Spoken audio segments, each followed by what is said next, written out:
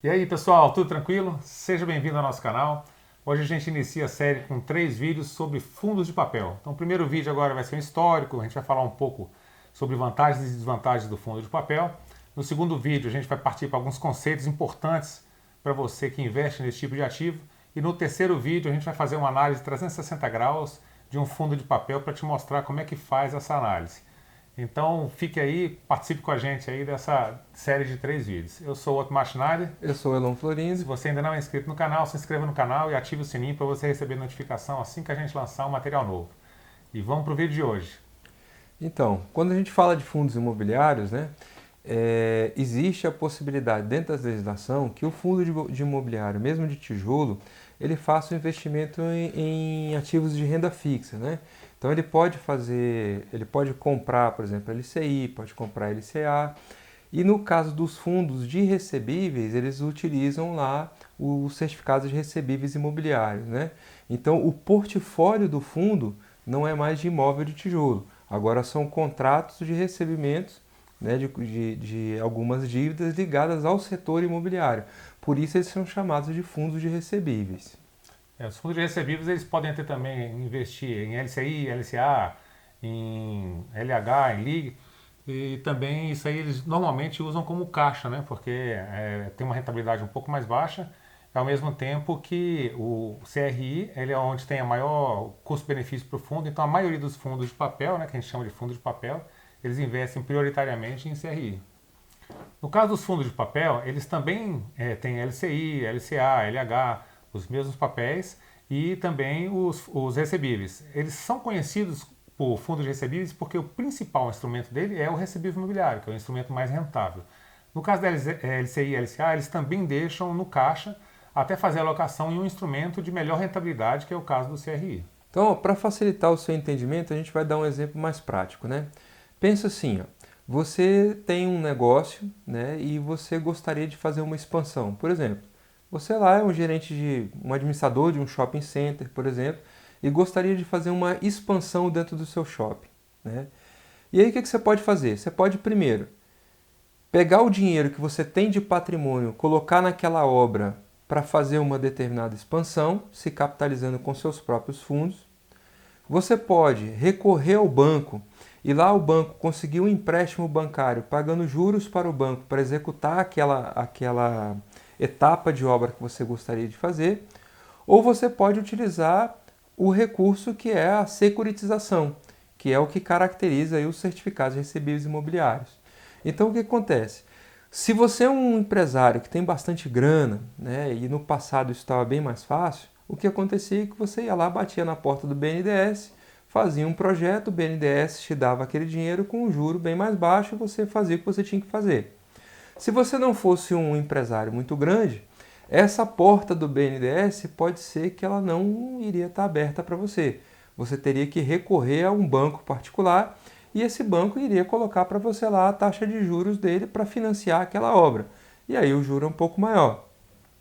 Se você fosse um empresário menor, você não poderia nem sequer chegar no BNDES e nem sequer chegar no banco particular. Porque para ele não interessa fazer um monte de empréstimo de pequeno volume para empresários menores.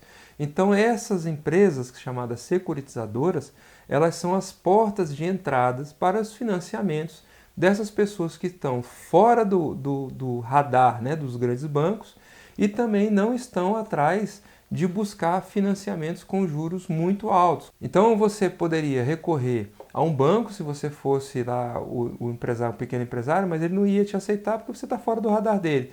E aí você também teria que recorrer ao empréstimo que é de capital de giro, que aí o valor, né, da taxa de juros é muito alto. Então ele serve para pegar esse pessoal que está na metade ali, né? Você quer o empréstimo, você tem dinheiro, mas você às vezes não tem acesso ao crédito junto às empresas bancárias. Então, pessoal, agora entra um conceito importante que é a questão do risco. Como você viu, aquele primeiro empresário que ele chegou lá na porta do BNDES, ele conseguiu um empréstimo com uma taxa bem baixinha, 4%, 5% ao ano. Aquele empresário médio, ele conseguiu uma taxa de 7%, de 8% ao ano, né? Uma taxa bastante interessante. Agora, o empresário menor, que ele bater na porta do banco lá, o banco vai querer oferecer para ele uma taxa de 20, 30, 40, 50% no ano. Então, ele fica sem condições de pagar um juro desse para poder alavancar o projeto dele. Então, aí sim, ele busca uma securitizadora. Porque na securitizadora ele vai conseguir um empréstimo com uma taxa de 7%, 8%, 10%, a depender do risco dele, com mais a inflação. Então, inflação mais 7, mais 8, mais 9, mais 10. É importante você entender essa questão do risco, né? Que é a possibilidade de se acontecer alguma coisa. Quando você vai, por exemplo, segurar um carro, o cara da seguradora ele vai olhar para você e vai falar assim, pô, teu perfil de risco é esse, você tem 40 anos de idade, você não tem filho que dirige ainda, você nunca bateu o carro, seu seguro vai ser baratinho. Se você tem um filho de 18 anos que dirige, a sua esposa já bateu o carro 10 vezes, 20 vezes, ou você mesmo já até perdeu a sua carteira, provavelmente talvez você nem consiga fazer aquele seguro. Então, tanto o banco quanto a securitizadora, eles vão fazer uma análise do risco, que vai levar em conta a empresa ou a pessoa. E aí tudo isso parece aquele negócio da China, né? Que seria facilitar o crédito e o risco e tal. Mas da onde que isso saiu, né? Então, na verdade, os CRIs eles foram criados aqui no Brasil em 1997 pela Lei 9.514, de 20 de novembro de 97. E aí eles vieram dos Estados Unidos, que tem isso desde a época de 70. Como é que funcionava lá? Até 70 trabalhavam somente com as hipotecas, né? Então o sujeito chegava lá e ele queria comprar uma casa, ele comprava a casa, fazia a alienação fiduciária, né? Quer dizer, assinava um termo de transferência em caso de não pagamento para o banco, que era o credor, e passava a vida toda pagando aquelas prestações. Belo dia, um determinado gênio resolveu fazer o seguinte, poxa, por que a gente vai ficar com esse monte de hipoteca aqui? Vamos fazer o seguinte, vamos juntar isso tudo e colocar num bloco só. Esse bloco a gente manda fazer um rating dele, quer dizer, um estudo de crédito, de qual é a qualidade desse ativo, e a gente pode fazer uma coisa maravilhosa, que é negociar isso no mercado secundário. Então ele pegou um monte de hipoteca, colocou lá uma classe nela, resolveu negociar agora esse bloco de dívidas futuras dentro do mercado secundário. E aí, negociando isso aí, liberou ele para fazer novos empréstimos. Novos empréstimos. E aí, se você quiser entender como é que esse negócio surgiu mesmo, dá uma olhadinha num filme que chama The Big Short, né, que é em português, que é A Grande Aposta. Então lá tem exatamente da onde isso surgiu, né? E aí também tem aonde isso foi parar, que foi na crise de 2008. A história é bem complicada, mas eu vou tentar falar aqui para você rapidinho. Então, tinha dois instrumentos lá, o CDO e o CDS. Então, o CDO é como se fosse o nosso CRI. Eles juntaram tudo e conseguiram vender os fluxos de caixa. O CDS era o seguinte, quando o cara não tinha condição de pagar, ele fazia um seguro. O CDS era o seguro. Ele falava o seguinte, eu vou ficar pagando para você mês após mês, para que, se o cara der um calote em mim lá no CDO, você me deu o dinheiro, beleza? É como se fosse operar vendido contra o mercado americano.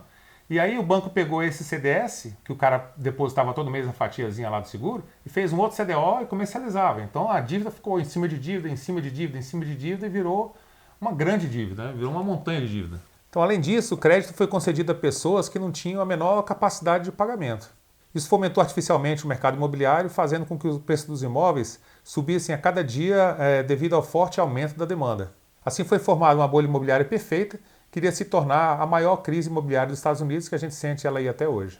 O ano de 2008 foi o ano que foi marcado pela crise dos Estados Unidos. E é justamente esse ano que entrou o CRI dentro do fundo imobiliário. O fundo imobiliário foi aprovado, né, foi autorizado a mexer com o CRI em 2008. Então foi uma época já bastante instável. Então os Estados Unidos tinha feito aquele esquema todinho, aquela bolha toda em cima do CRI, e veio aqui para o Brasil autorizado dentro do FIA a investir em CRI. Então foram feitas várias regulamentações aí que evitariam esse tipo de coisa aqui no Brasil, né?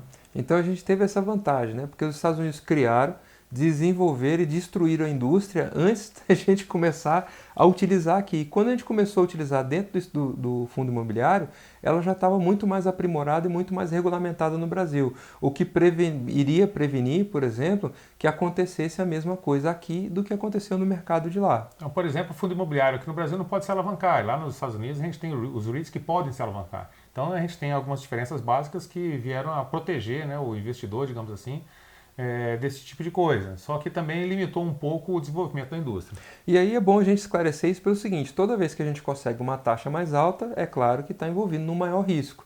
Então, tranquilizar de que existe, né, um arcabouço legal que trata dos CRIs e que trata dos fundos imobiliários e que eles estão sobrepostos ali nessa operação, vai trazer um pouco mais de tranquilidade na hora que você for analisar o fundo de papel.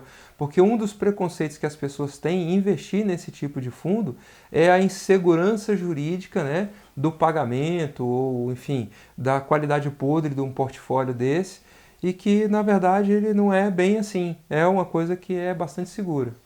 A gente vai falar agora um pouco da vantagem e desvantagem dos fundos de papel.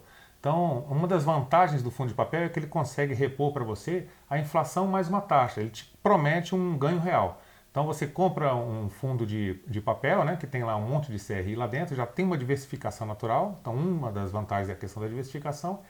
E aquela carteira de fundos imobiliários de CRI, ela vai ter diversos tipos de taxa indexados a IPCA, IGPM, a DI, a TR, a outros tipos de indexadores. Todos eles te prometendo um ganho real acima de um determinado tipo de índice. E a desvantagem disso é o seguinte: no fundo de tijolo, teoricamente, o tijolo carrega a inflação. Então, quando você tem lá que o fundo está rendendo acima da inflação ou está te pagando aquele yield, você considera que o imóvel está sendo reajustado ao longo do tempo pela inflação. No caso do fundo de papel, ele não faz isso, porque o portfólio dele é dinheiro, ele é financeiro. Então, o que ele paga para você é a inflação mês a mês, o que faz com que você tenha que reaplicar o dinheiro nele para manter o seu aporte ali, a quantidade de dinheiro que você tem naquele tipo de fundo, sendo corrigido mês a mês, senão ele vai cada vez mais perdendo. Então, se você for calcular, por exemplo, nos últimos 10 anos, se você tivesse um fundo de papel, pegasse toda vez a distribuição dele, gastasse e não reinvestisse, hoje você estaria 72% mais pobre do que quando você iniciou naquele fundo de papel. Então ele tem essa característica da necessidade de reinvestimento. Daí vem aquela história da gente falar o seguinte, que você não morre de amores por fundo de papel, porque ele não é um fundo que você vai carregar lá na frente quando você na sua carteira previdenciária tiver no momento de fruição. Mas ele é excelente para você manter na época que você está construindo a carteira, porque ele está repondo para você a inflação.